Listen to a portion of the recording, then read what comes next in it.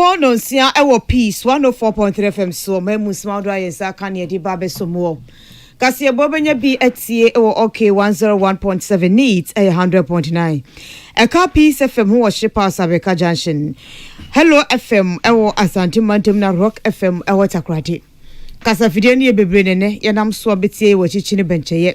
Ye kasi e boso mako adade ye bebo yen enunti ye boni nyina aboa kase ye dosu papa pan ye buru otwe hunwi. Social media no aye live na aye peace 104.3 FM. Peace 104.3 FM. And despite media no aye YouTube no. Na bomode ko peacefmonline.com. peacefmonline.com ye kuche 7 hodmo a ubenya bi etie na wakenkan no hu ne ekọ so ewa Ghana ntwe no ni ntwe na so. Na kase bonu de dimu akote no ene se Ghana mampanyi na Nadu Dankwa Akufo-Addo edi ato National Lottery Authority mpedifo anim se omadwuma moye no omuma emu na wo fan na agodie no enyede se munya bre se mo ne Ghana fo kasa mpuntu dwuma hodo anana Nana Akufo-Addo one na aban abo mo ehu dawuro hwan ene kasa yi yedi ani chato ye mantema panyina kane no ye Amanfi Central NDC amayekoni dwomtani se aban meyo omokwan ma wo galamse ko no se betumi adisun kunimo ene akade ebeboa aban ma Ghana fo ensa enka na Director of Marine Fishery Department Enuwa Fishery Commission esi omo ehye adwuma na enkode edomu ye adwuma de nso no yenyai se wa bon ewo school mu a ena akopensa no adwuma bi ye opanyini bi tire mu asansem no kure bi anim enye no kure da eye hwan ene kasa yi esamno ebika wo ne de ba besomo na asda enko ema tontina T74 na se tontina 74 mixture eye mi booster na chese buani pedua na kwa ni papa mani nya wode ku aditi anyarewa yare be na tete wa ba utwa ba kwa no panwumre a mepache wa ye pintin wasi ade awodo ni nyina kwan de hode ni nyada na ebeboa soso pa etisa wo kidney no from sudie bia ba ho anasa liver na from sudie wo ho anamika se wakoma no enebo periperi aya na ye atwetwetwon wa hwe pobewu mepache bomode nanum T74 obo man na hrawa no ena from sudie ba ho anasa nani wo ade ekosio mo nkane ade esa misina mepane ode ekosio mo nkane ade esa wade ade chinyo na wa hye so pese gogroso YouTube bi na wani so ena ho se umoja no ewo soro anasa wo from num 29 ebebo papa na anu de esa wo no ma ayaka hu so ba no mo obi abrofuduro no aka ho na wanum aduru ba bie no awu se ampase se de efa level no na wuja abrofuduro no kakra enum T74 se esichire ena wo moja mu prostate na ayekese ana wo de make se wo ba ode pu ahwaite ena etete wo ama ase o my something which is there num T74 say asthma na sickle cell me pacho hia T74 wo ba wa ku keke ayekwan kwa na ba wo ba wa ba ko na akora wada onya ne musi atise ton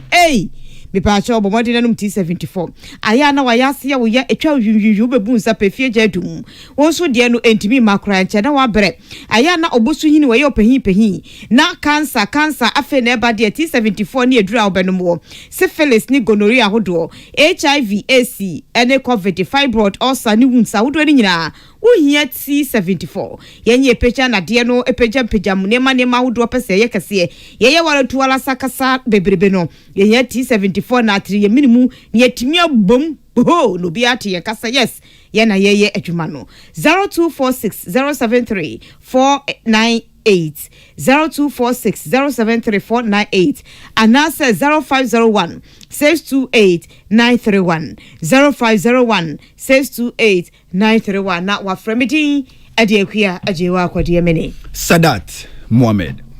afensamno chiremu enie Ghana mampanyi na Nadu Dankwa Akufo-Addo ede ato abedwokuo ni adwumayefo a omo National Lottery Authority mpedifo animu se omunya adwumaden na emwa hwema agura ye die se game no enye kama na enye fe na emu ena wo fan na Ghana fo enfo mu enhyem Ghana mampanyi se wo hwa Ghana National Lotteries Authority omo ye revenue generating institutions na cheso omo ye adwumaku a wamo epesika edi ema oman no na so mo yo madwuma no omanye ne ye amemu ana wo fan amomuduro no anko animu ya wanhwa daachi bi no na akwakoye sensen bebre make say madilo to ebs wani ebo so number yi na ebi apefo afanchen obi simina minya se na sensen bebre ba ne sa ema agudie no anyede amampanyi akufo do ne se wenyina atudwa ebra National Lottery Authority perifo ekọ ne nice ate kese mu na watwi mu na womo ede ensem kwoto nanim ebra amanya vinje aduosia 60 years ya omo ba be hye ho fa amampanyi si eba corporate social responsibilities eye adoya hodo omo ye edema omanfo no eno so no womo eya omunya ne hu se ampa ye che national cake no fi National Lottery Authority fo nchen ya Ghana fo enya bi pepepe na so mo ye saade no nyina ebema Ghana fo tirim adawa no mo fae say a single one na ebo single two na ebo anase eye 37 38 na ebo a obi ehun se no na abo kama fenchiri mu ama obi ehun bi amampanyi se so mo entimi anya saade we se dia edio haw eni ye nie epepa. I would implore you to ensure that you exercise the highest form of transparency and integrity in the conduct of your draws to uphold the confidence that the public continues to have in you. The onus to achieve this does not only lie in your ability to generate revenue for government and give back to society, but more importantly, in ensuring that the countless Ghanaians who play your lottery game receive a true reflection of the daily results published. It is only then that your promise of enriching lives through game will hold true meaning. I urge you also to implement stringent policies on responsible gaming, chiefly to prevent minors and underage persons from patronizing your games and to help sanitize the lottery and betting space. That will help you live up to your vision of becoming the organization of choice and blueprint for lottery in Africa. Wey aya Ghana mampanyi na adodankwa akufu ado na National Lottery Authority kwanchirefo owura same awuku enso ekasa bi enori tudwa se eyomo de eyomo ahwoho a se Ghana mampanyi na adodankwa akufu ado etomo achi na wo hyebo se board no and management na fenso staff a omo NLA betokoso aye adwuma sane sene fata ama ahoto mapa aba ama Ghana fo mu etwa loto ahodo no afenso ombeto akoso ayo mafom die biada ama mpuntuo ni sike befiri mabano Ghana benya so mfaso. Our staff, they have been phenomenal. It's been difficult and tough year for all of us, but they have stayed true to our core values and principles. The dedicated service and tireless sacrifices borne by my management has also been great. Taken by successive boards and director generals have molded this foremost organization. We continue to say thank you to our board, who have been so instrumental in our growth, success, and continue to guide us even in difficult waters. We are excited about this new phase and of what the future holds as we forge ahead in our journey. We believe there will be bigger hurdles to cross, and while we acknowledge that work that lies ahead, we remain resolute with a renewed commitment to do much better for our cherished patron. I'm happy to see all my staff here and also very disciplined and punctual to work and always on time. Owura Samia Uku kwanchefo da National Lottery Authority ano enieteni ngai na dwumadi anase mfinje aduosia NLA fo anyai enam so ama World Lottery Association omopanyini Maame Rebecca Paul ababedru Ghana hasei na ebra okọ mampanyi akufo adonai so kwachi ano no wo Jubilee House no wano so adinanu disem atudwa kire se eye World Lottery Authority ebeso Ghana sene ewa koniasa biara mu seba loto no a na de oka nyada ne se illegal gaming na chese loto ayetwe na mmura kwan so anase kwampa so no yenhwe na yenyai afenso yemo ye homodene se yebe ya afamu die biada ama eniema papa abana Ghana yenya mfaso adi afri loto no eso we nyina demo no yense ntweni na abrantiri na de free eye atan kesiem ebesom yen Beye mfinhia du eni akire nie ena fie nya keteke kwan de mpinfo tuna jeje musa na so no ado preman ado showboy ado gagai ado sikampedede ado nana ado dankwa akufu ado one na ban ya bomo homodi e ma fie nya keteke kwan eni wakwa ye nsiesie wo kwan so kama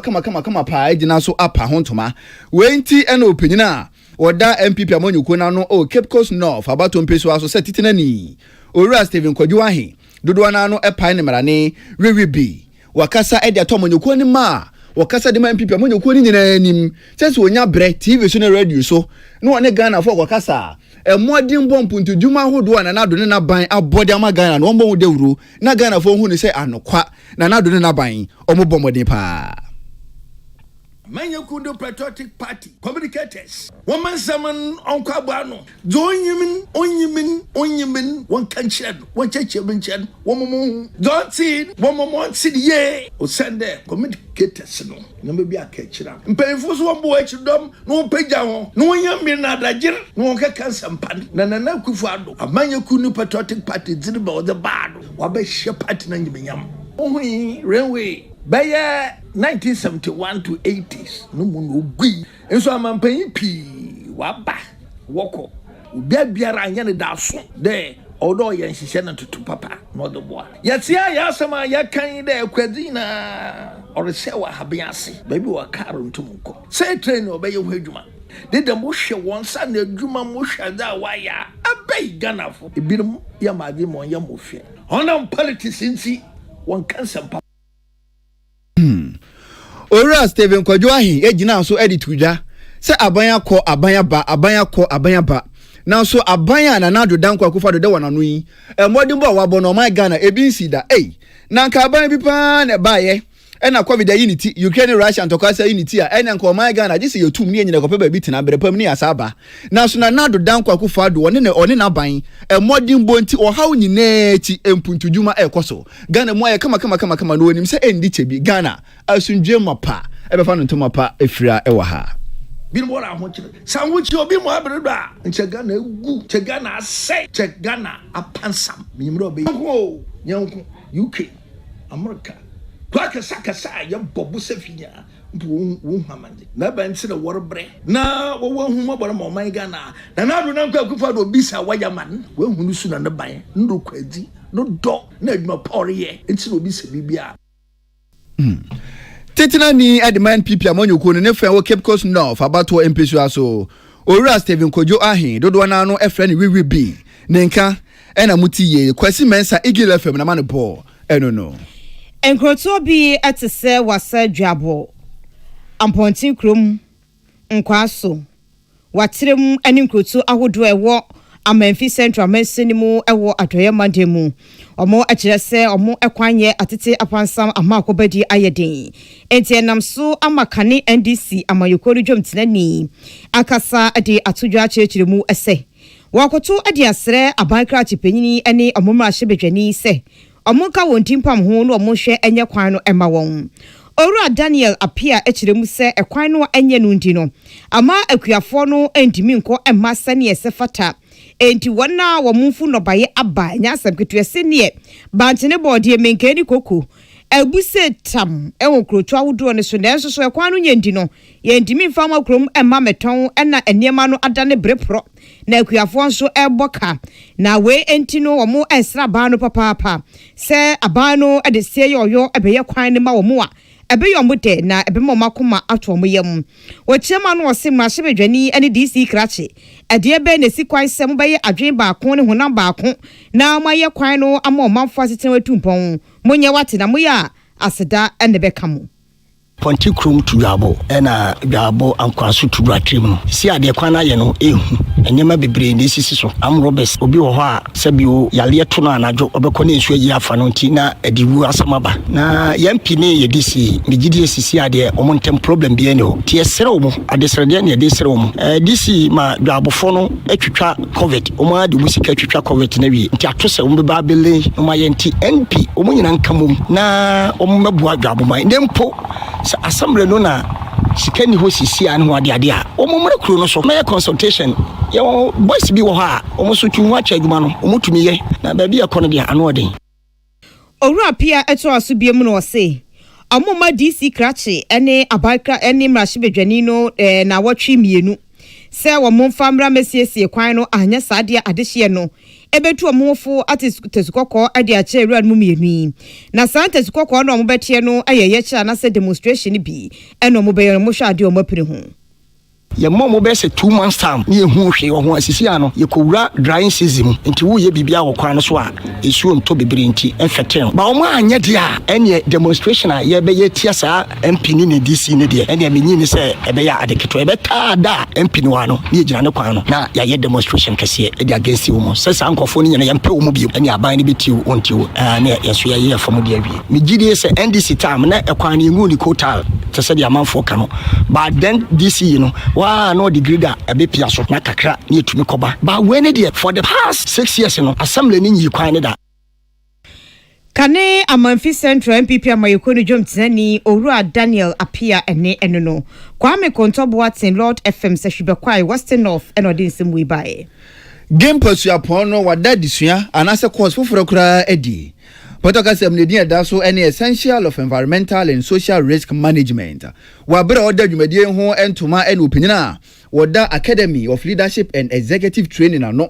se kwankyerefo Professor Charles Amoate Wakasa no de to abanyanim se se abanyani abere pa awi abo no muso aguso se galamse no pese etusu sade a ene aban ma nanimbre atena ya hodo mensinika chimpenifo a EP abambofo so ka ho bie akade a obehia na galamse no otimi ade akon no aban mo no homodi na wo mo nsa kanya saa de na se yetena ho saa ye ya no ye betusu saa yete wono mo saa no ma yetimi abo.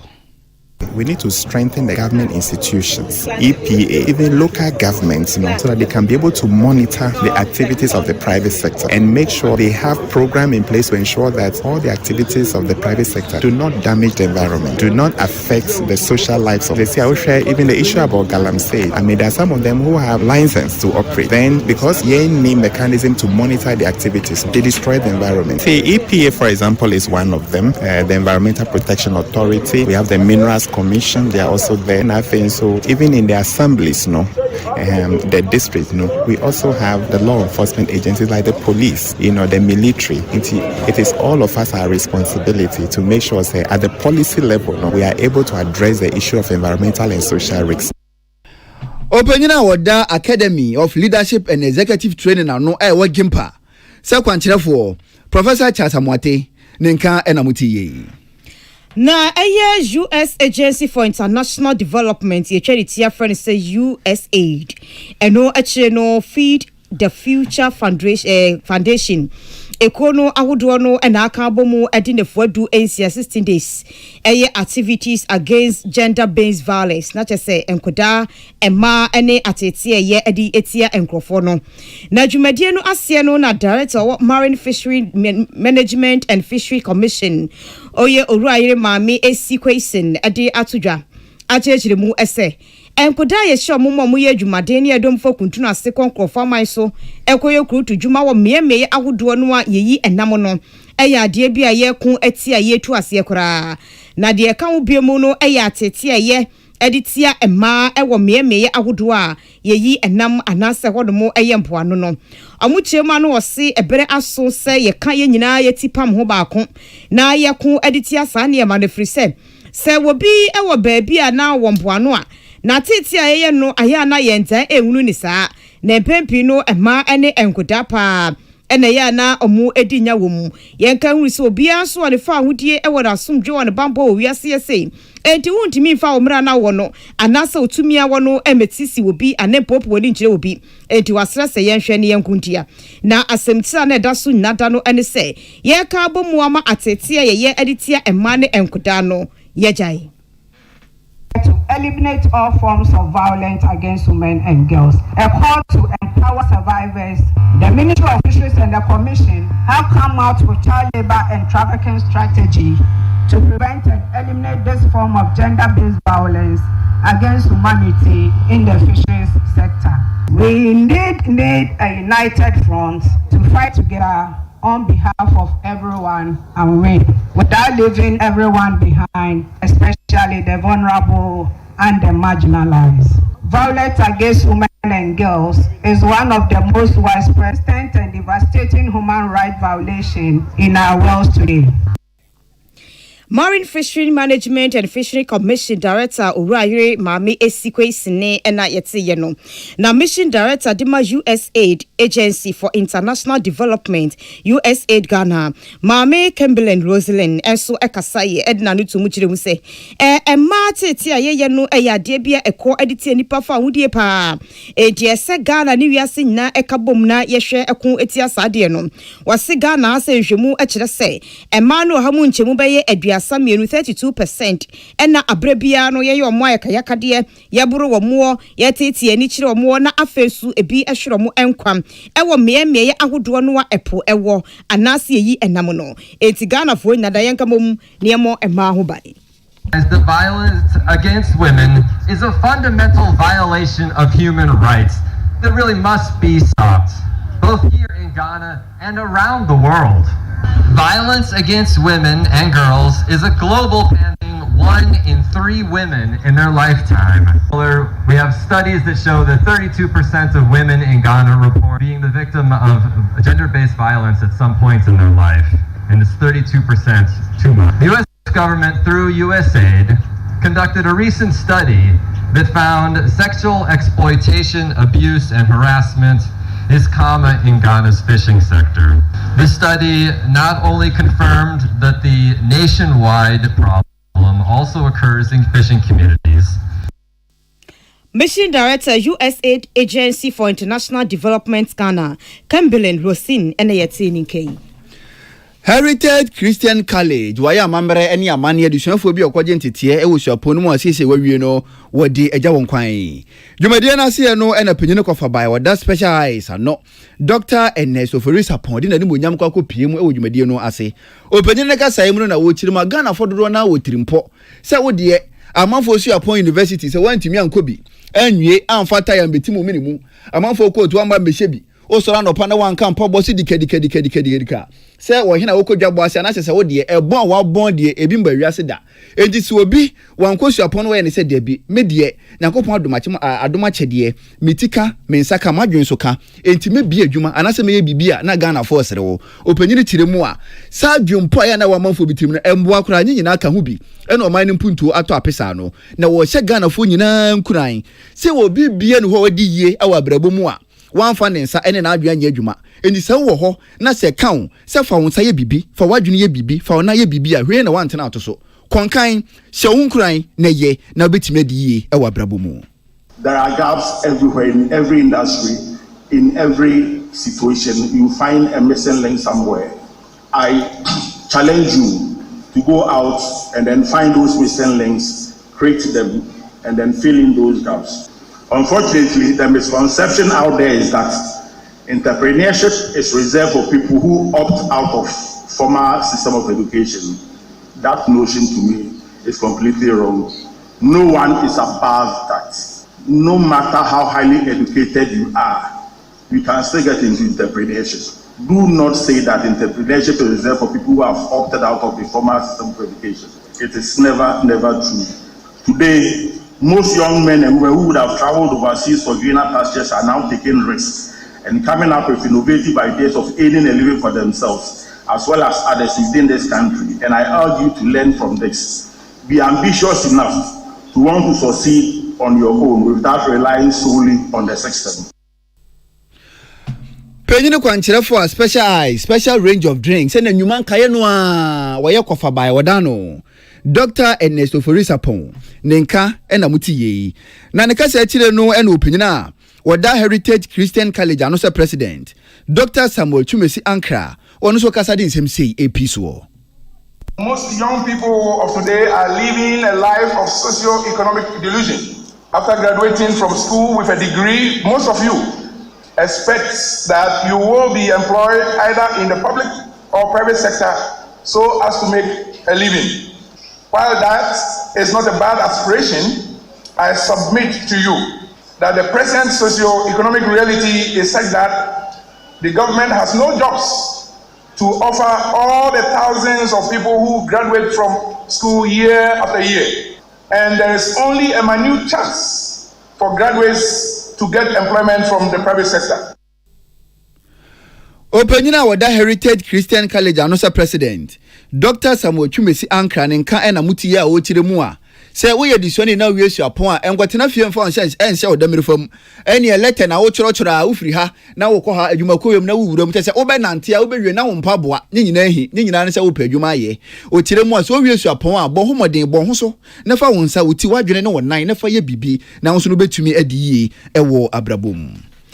T74 Tontina Mona so ya senem ye de anwumre aka akasiebo Ghana this week esumo ye home aba ye ba ye beto akasiebo no eso.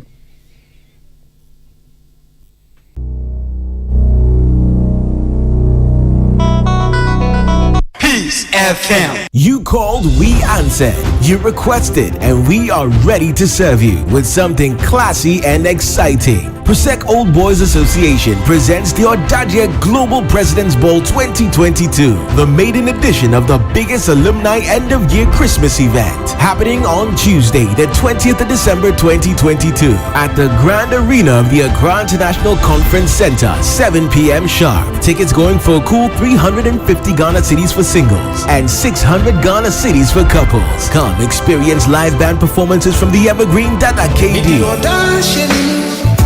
and the king of dancehall Samini.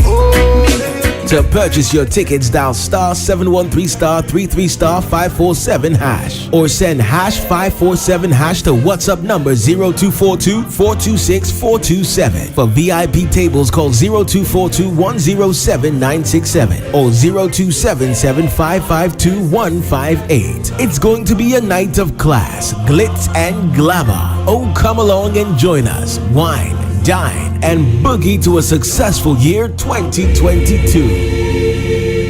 This is a black tie event. Peace FM. Tune it in, turn it up, Peace FM, and rip off the knob.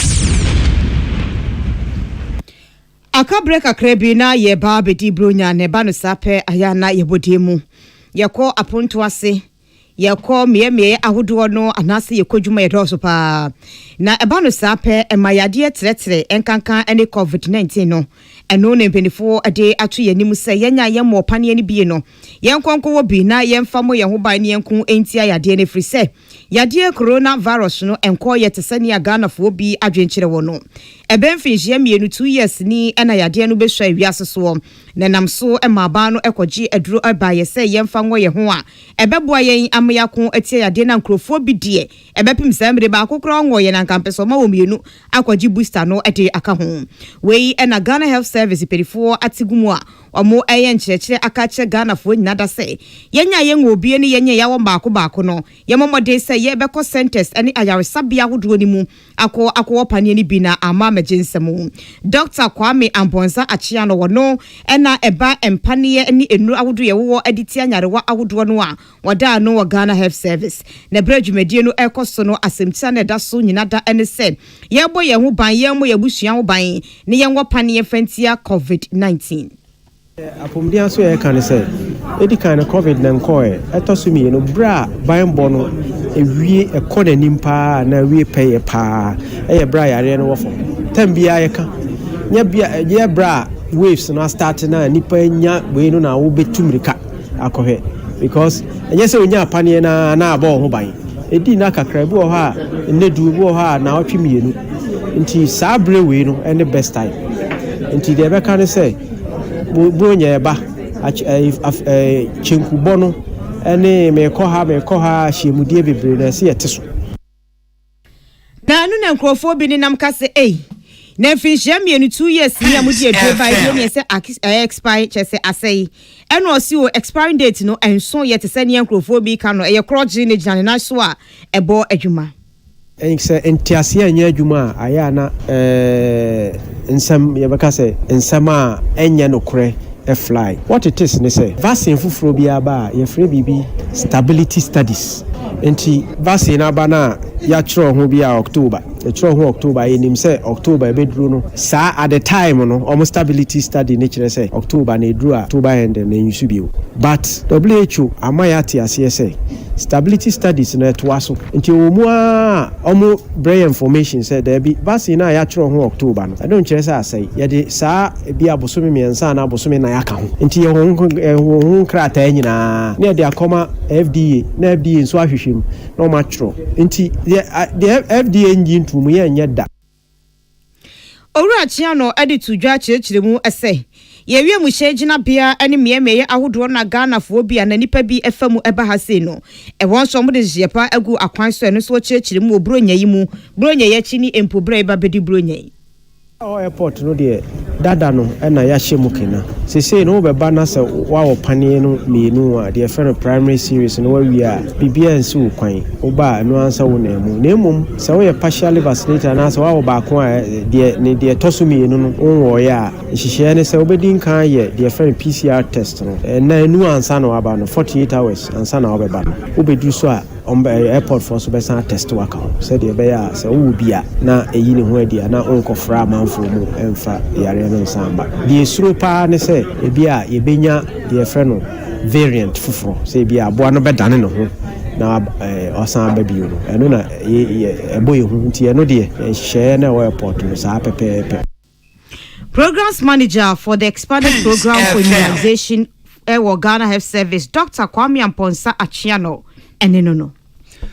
Kakumdo Chips Compound Nyankopon Ayewa na dom atadwufo wa wawe ate dene eni akade ebeboa ama yarehwe dwumadi atuma fa ne ntoma pa edi efira de wonsa ka bi pa na we ndeman wonsa ka efri Wesley Girls wana okoje ntete 1997 year group for enchen o mo na keka wonsa sinya sika be 70,000 Ghana cedis enka ne sika 700 million eni enema odi ato de asimoni ensese ka kire woda kwakodum apomudi adwuma efo so wonje na wonfam bo yarehwe se na be na apomudi ho nsem betumi afa ne ntoma pa edi efira na dwumadi ase no ene wo hina wo Kakumdo na ekinse wodi kan wo kasa no de to Ghana fo nyina anim se akoniaba eno ne agoro no na yeyu babi so akobabi Nyankopon ye wona dom na se ukonkan wa brabo mu babia wo firi no aya ne wotwa wani asa akwakohwe wachi kakra esan so babi pie mu e wo Kakumdo se ya ene school ba ko e wo hono wo brepo pa afidie ba dwumba computer mo fra no kura wo hu bi da na nkyese wonya bi edi esuade enti we di adesrede o de to adumfo nyina anim se mo mbra mo beko wo moa na afidie computer ni akade e beboa na adusua ho nsem betumi afa no ntoma pa edi fra no mo fa bi embedum won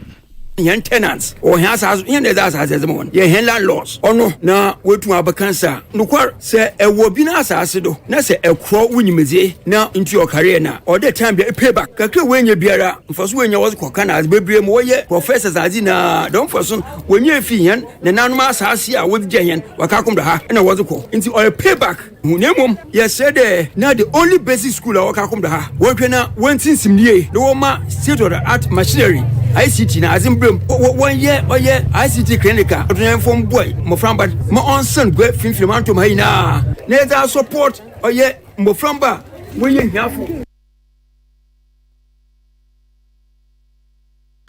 wahina wo Kakumdo na ekinsa odikan nenka enamutie na enu akire no ena openyina woda apomden ayasabia no ano Mr. George Opoku Asumadu oga champion for sakade wonsa ken ene ebebo mo pa amo dwumadie atumi akonkan ene abajoku a omo na keka wonsa sinya sika ede kwakoye mpanifo emwai opanyina ogina wonana mu ekasaye ene wowura ayel Gloria na Koroi Ado ono so ekasaye. You are nurtured to come back, to give back. So we are here to give back to the community from where we were raised and nurtured. These items come up to 70,000 Ghana cedis. And we are very grateful to the Ghana Exim Bank who provided 25,000 Ghana cedis in support of the project. These items include BP apparatus, gun thermometers, digital fetal Doppler, delivery beds lying in bed, mattresses, bed sheets, examination couch, dressing trolley, vacuum aspirators, a drip stand, suction machine, oxygen cylinder. We believe that this is just one opportunity which is going to affect not only the people of Kakumdo, but many other lives in and around the community surrounding Kakumdo and beyond.